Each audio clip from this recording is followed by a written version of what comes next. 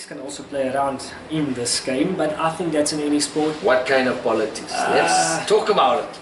Oh, well. But what happened? Apparently you qualified pole, Yes. but you didn't stand pole in the final. No, I didn't What was the ruling behind it? Because as far as the rule goes, you stand pole, or is it accumulated points put you on pole? That's where we're always in the dark. We don't know what's the plans, how they change it. It's a pity because you work hard to get the car on pole. And pole is always very important because you get extra points and you start at pole. I mean, to start in the finals in front, that's always the best position to be. But after 4 laps it gets hard.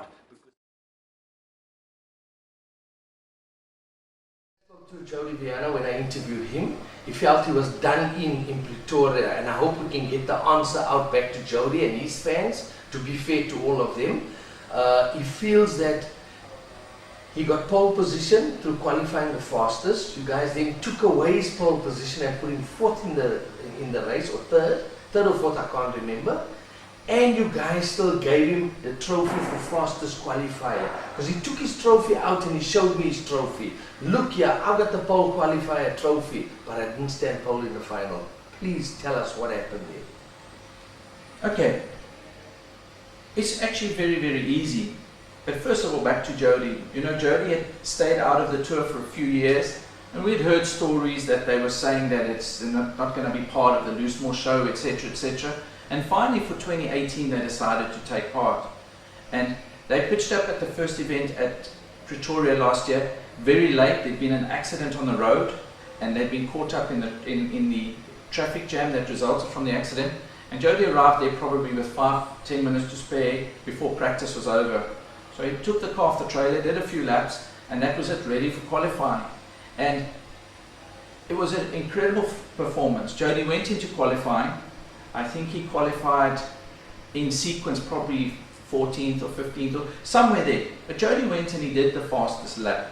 And at that stage, he was on pole position. Unfortunately, probably about 10 or 15 minutes after he qualified, while there was still 9 cars to go, we had a torrential downpour. The balance of the cars could not qualify. Now our rule says in the case where qualifying cannot be completed, the driver that sets the fastest time will be recognized as the pole position driver, as the fastest lap, for which he was recognized. But our rule said that we would then use the points to determine the grid positions for the final. I will also explain that Sefi hadn't qualified yet. I think Jason hadn't qualified yet. So there were a couple of top names that could possibly have beaten Jody. I'm not saying they would have, but that's why we reached a stage. You've got to understand, how do you build a rule around the fact that some guys didn't qualify, and that's the starting position for the final. So basically what happens is then qualifying gets declared null and void. The award is given to the guy who's pole, so he received pole position for that event. And I think that should be taken away then, because you cannot give someone a pole qualifier trophy when the others did not have a fair chance to qualify. So it's like the balance of the guys are being done in, actually. So it should all just be taken away for the future. These are my thoughts. Just take it away. If there's a downpour, it's called an act of God, right?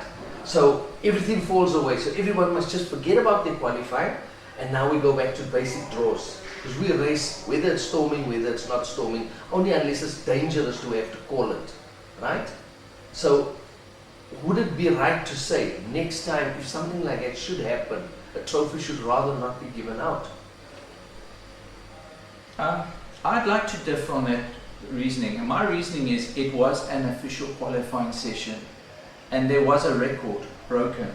Jody broke, okay, so he broke the record. He broke the lap record. Okay. If we declare qualifying null and void, at that stage we would have basically said to him, your record doesn't count. But he had actually gone and done it. So it's one of those situations where you're damned if you do and you're damned if you don't. Yeah, I think you'll have everyone with a different opinion on that.